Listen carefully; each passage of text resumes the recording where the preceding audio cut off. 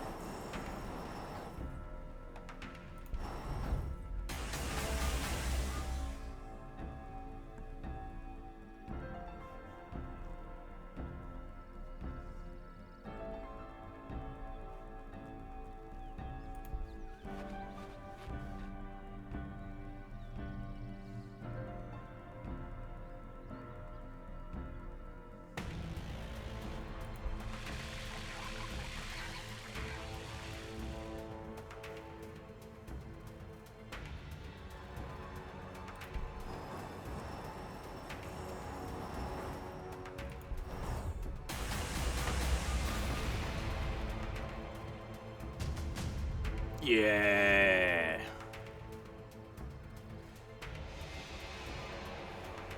Victory! The Cryptek deployed the ionic weapon, and the thing that killed Istan one moment screams incoherently and next whimpers. Its incomprehensible intelligence split it 100-fold into tesseract vaults under your command.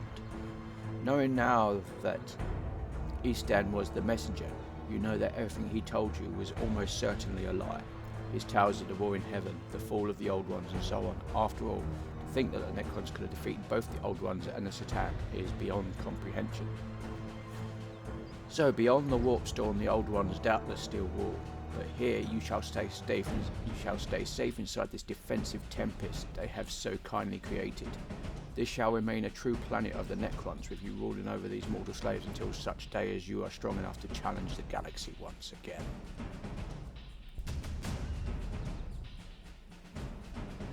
You will always remember with pleasure the howls of the Deceiver Shard as the Silent King's hidden weapon worked alongside Old One technology to dissect him alive.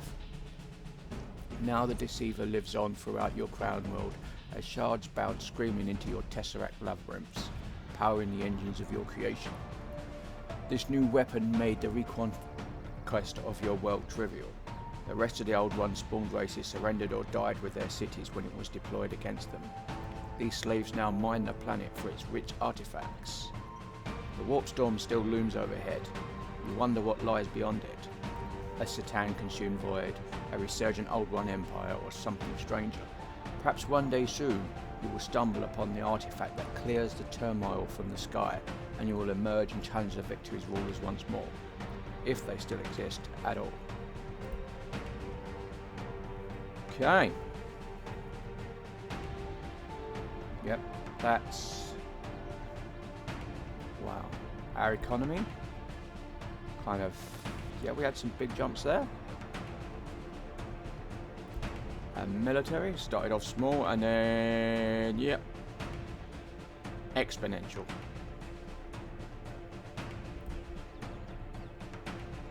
So with our research, we got some massive, and then it just kind of plateaued because we got everything.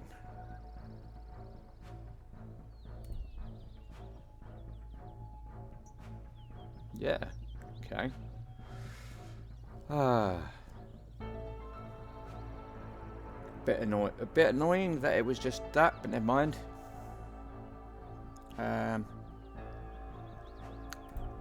So, what am I going to say about the Necrons? Well, I enjoyed playing the Necrons.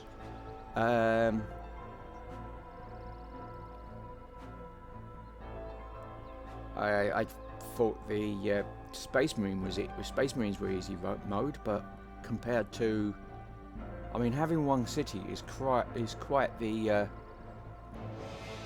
crippling kind of thing for Space Marines. Simply because, I mean, we've got 8. This is a tiny map, and we've got 8 cities on it. So we've got, that's like 8 sets of 8 different production sites for pretty much everything.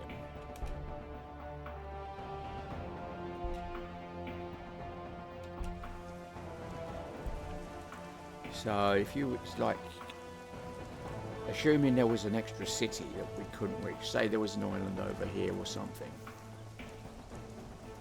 that the Space Marines were on, you know, we'd still be out producing them like 8-1 just on this tiny map.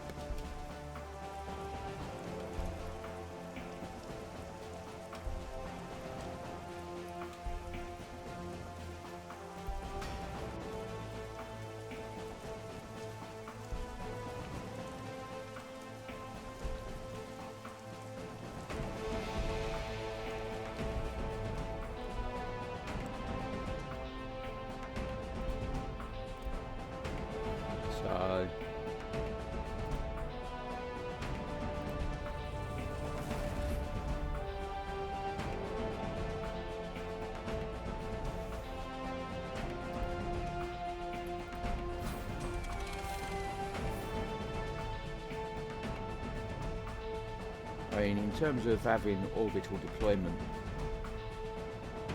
one city versus orbital deployment is a bit, yeah.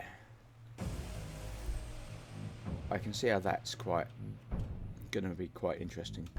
But then the orbital deployment for the fortresses is probably, it doesn't really compensate, but it does. It's great for holding ground. So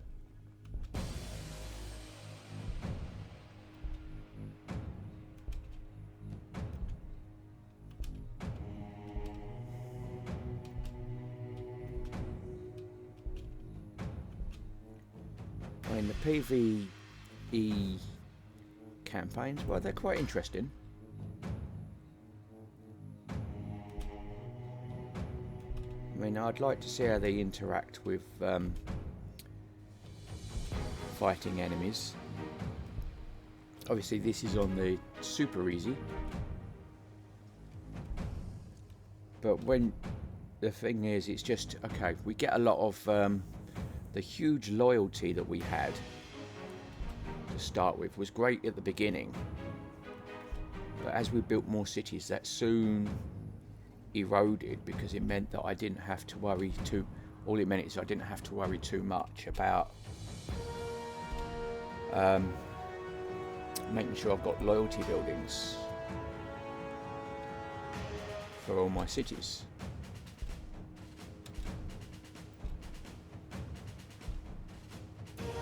So it made that easy. I mean, maybe 8-to-1 is a bit extreme because it'd be hard because you need the loyalty for the cities, but I mean it's like one barrack, one loyalty thing, whatever it is enough to do the loyalty for a new city, I think.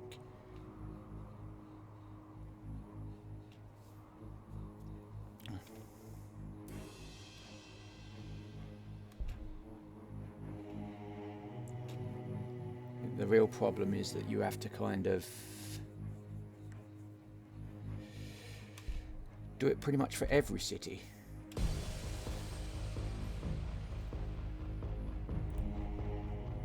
But I guess that's a way to keep it small that might keep it manageable.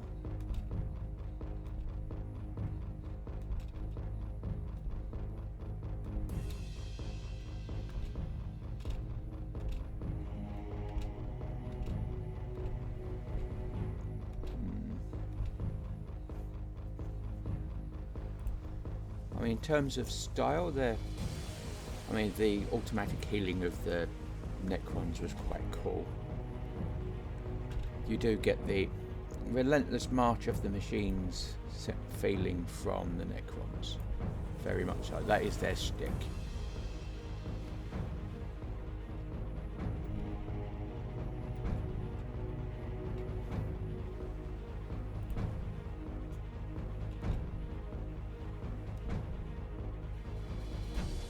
So, in terms of that was pretty good. I mean, if you look at my economy, in terms of what I can do, yeah, I'm pretty much building loads. I mean, the other thing is being a fast game, therefore producing lots of units quicker, so they basically taking longer to get into the fights and therefore get killed.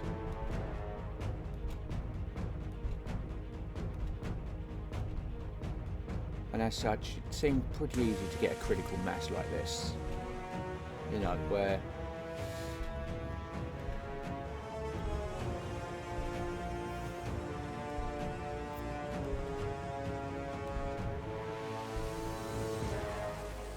don't get me wrong, it's fun, it's enjoyable.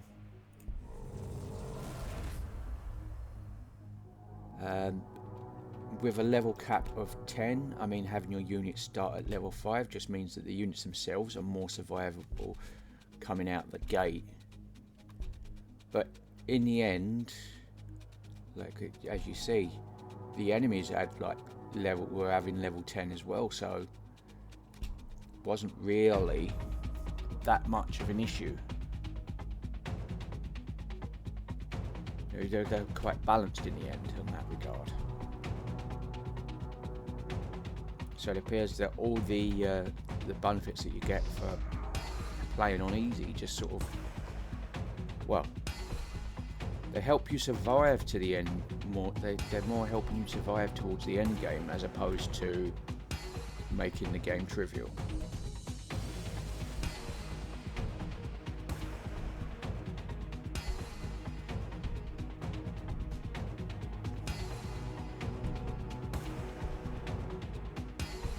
You know, I imagine the final Necron invasion would be a bit more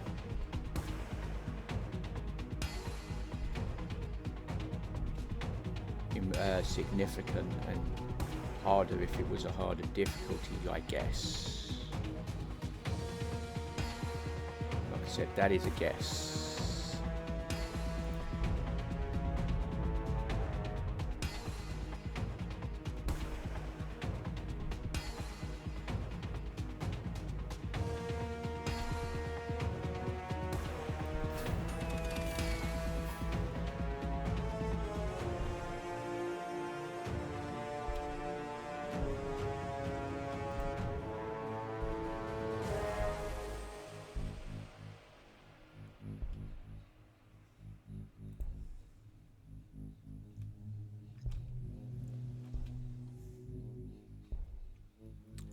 Alright, well, I don't think I'll have random colours. I mean, bright orange Necron seems a bit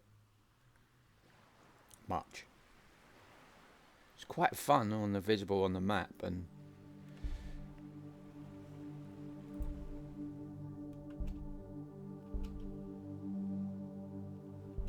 so.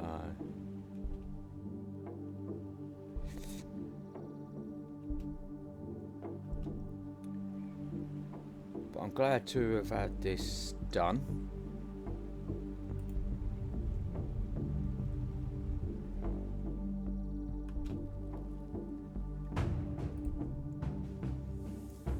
It sounds stupid, but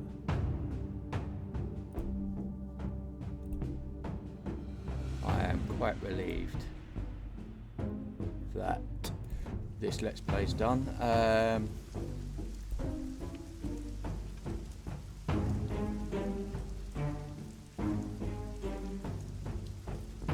Thing is, with this smaller maps means there's less PvE enemies, so it's easier to clear the map out. I mean, that's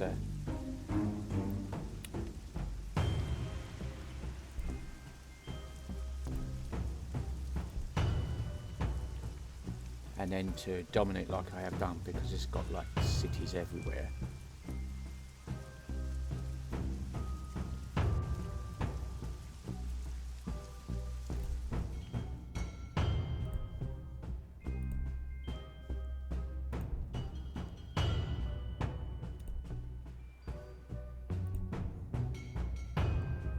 I mean, I did go total overkill on the crypt spiders.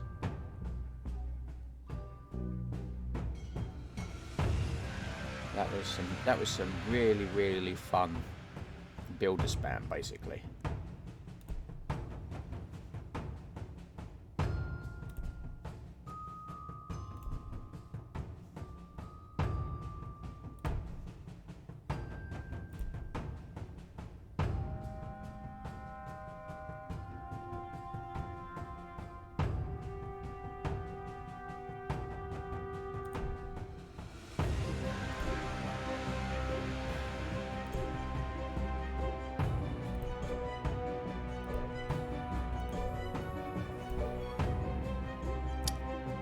Can I say? Yeah, I'm still getting, like, the loyalty bonus took us down to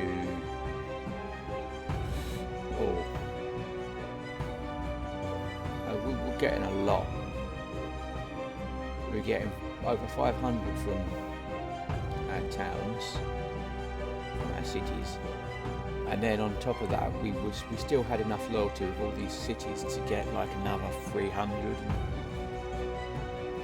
I think that's almost. So that's like almost. Well, that's well over two. That's about well over 2/3 of what we're getting from the cities, basically coming out. And that allowed us to have a huge stockpile, which meant that we could afford to be losing like 270 ore return. And it would have, I think, might have been a bit interested to see what would have happened if we'd have run out, our stockpile depleted. I mean, I imagine that things start happening, which could have provided a bit more of a challenge, I guess. But yeah,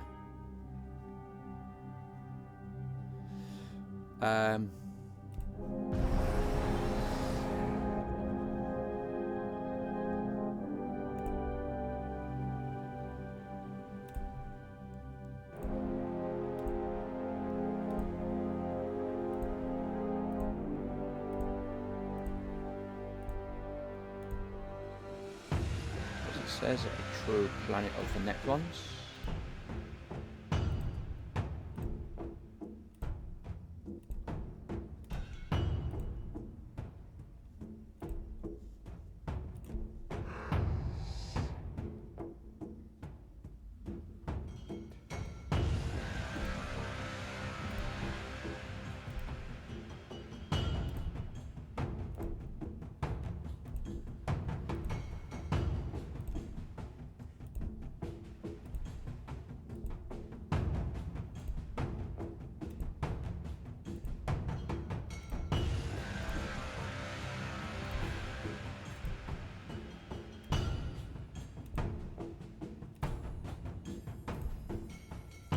I would like to. I mean, this is the Warhammer 40,000 Gladius vanilla. There's no additional content here, so that's added on to this game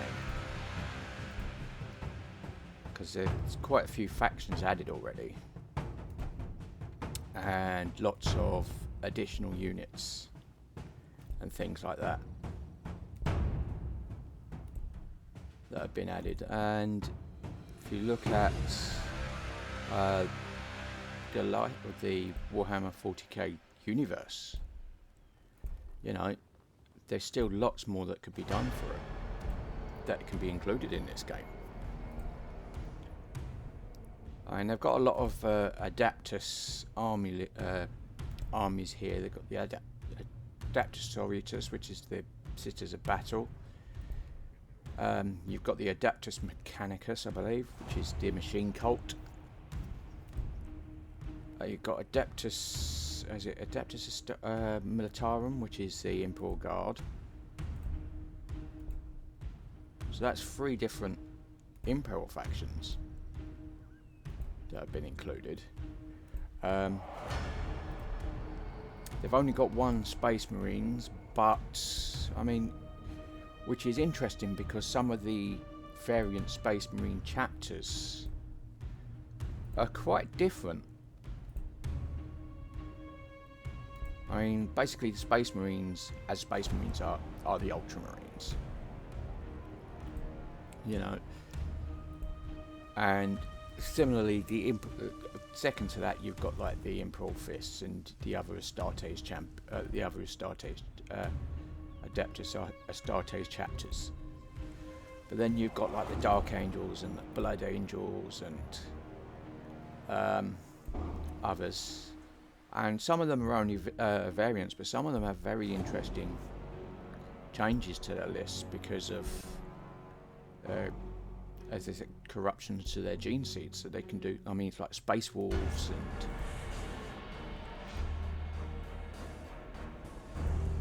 so yeah. The Imperial Guard.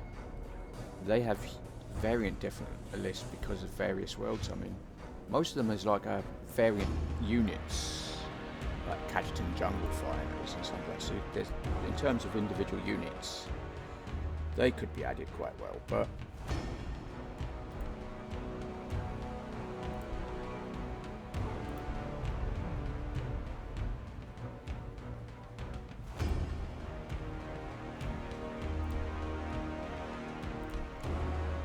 you know, it's like, but in terms of actual factions, you've got, I mean, the Tyranids have been included. You've got Space, Chaos Space Marines, which haven't been included.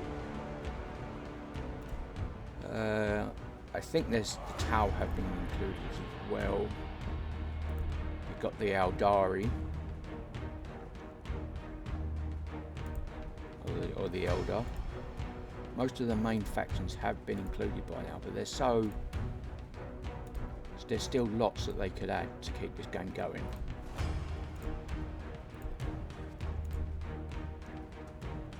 To the point that even now, I mean, this is the firepower update.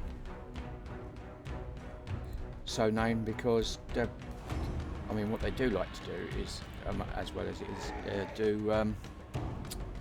they add units to all the armies, and sometimes they add neutral units too, which is quite cool.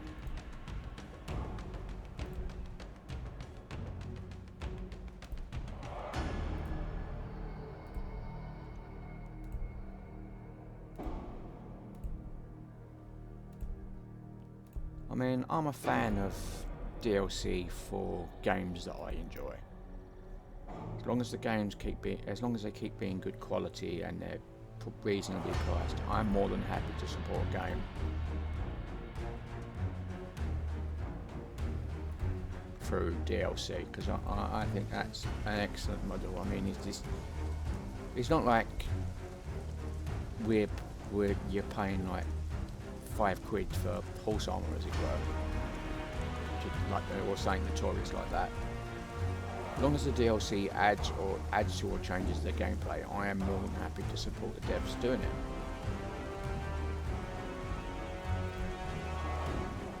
And I think games like this benefit a lot from that.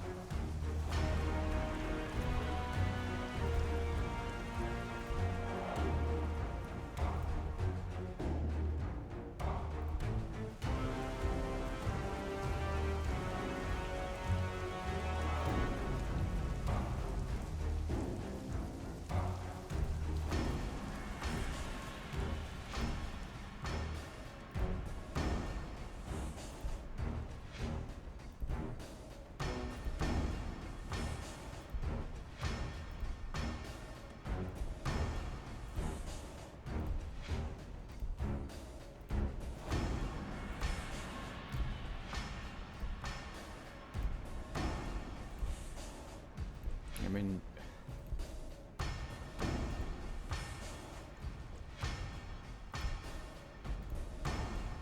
and like I said, I do like Warhammer because it's like takes the military aspects of, say, something like Civ 6, and then basically like that's the entire game.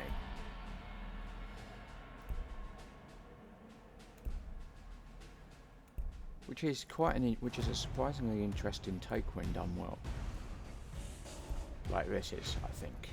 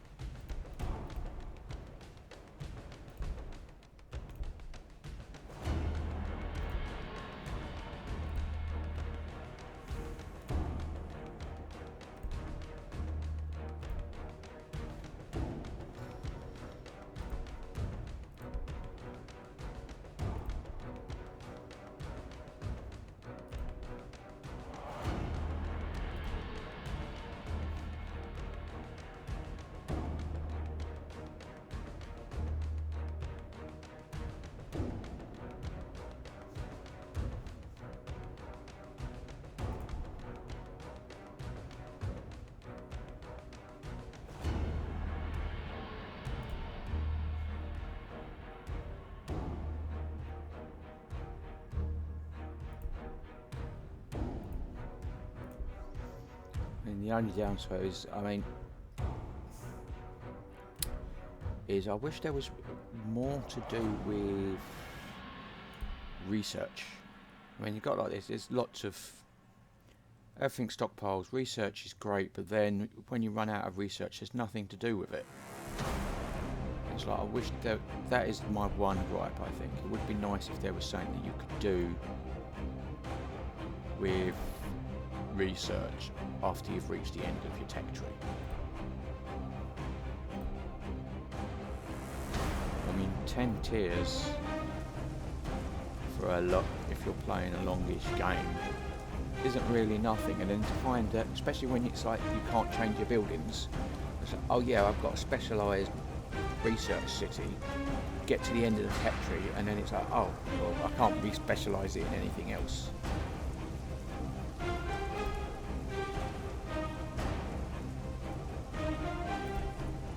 You know, I think that's, I mean, that's probably one of the few gripes I have. Of course, the longer the game, then there's less, the longer it's going to take to get to the end of the tech tree, but that's so when it's like here, for example. I mean, I'll do it for the sake of doing it, I'll get a plus 20% bonus, so it's like, not including loyalty, it's like research 7 plus 20%, that's what? Maybe an extra, maybe an extra 1 and a bit, 1.5, something like that. Which is kind of cool, but not doing anything with it. But there's a lot of like research points here that are like, okay, it's great, but I can't now respec them, and turning them off isn't really going to be doing anything. So yeah, that's my one and only gripe. It would be nice to see, I mean, if research could be turned to something else, you know.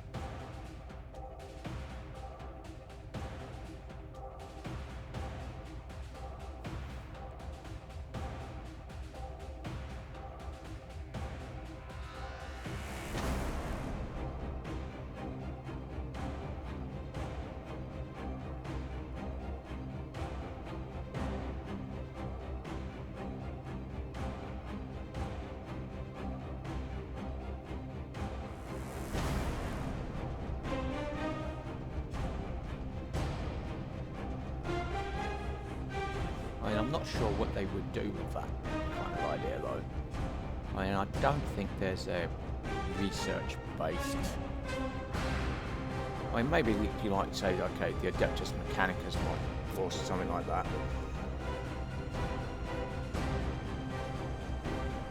I mean, because we're getting 267 and it's not doing nothing. And it doesn't add or stockpile because of the way research works. We've only got the extra 71 because that was what was left over after we got the last tech, and it's been like that for quite a while. I mean, it would be nice, you know, if you could do something with it. Some in-techs that can slowly upgrade features on your units, you know, things like repeatable text that can increase range or can increase levels, or all sorts of things like that, you know.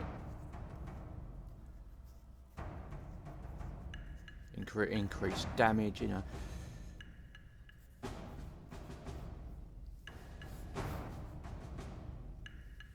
Because if we look at our tech for a second, and I know that we've gone over the half hour, so I don't really need to talk about this stuff anymore, but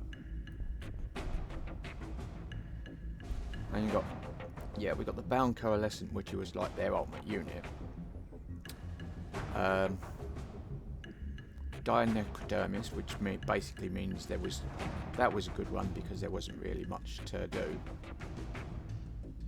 More production from your city headquarters, but you didn't really need to. And then you had, okay, yeah, in cities of protection and against cities. But apart from, say, the Bound Coalition, which was massive, that wasn't a tier 10. Wasn't really like an ultimate sort of end of the tech tree type feeling. It's like there's more they could do that they just kind of stopped.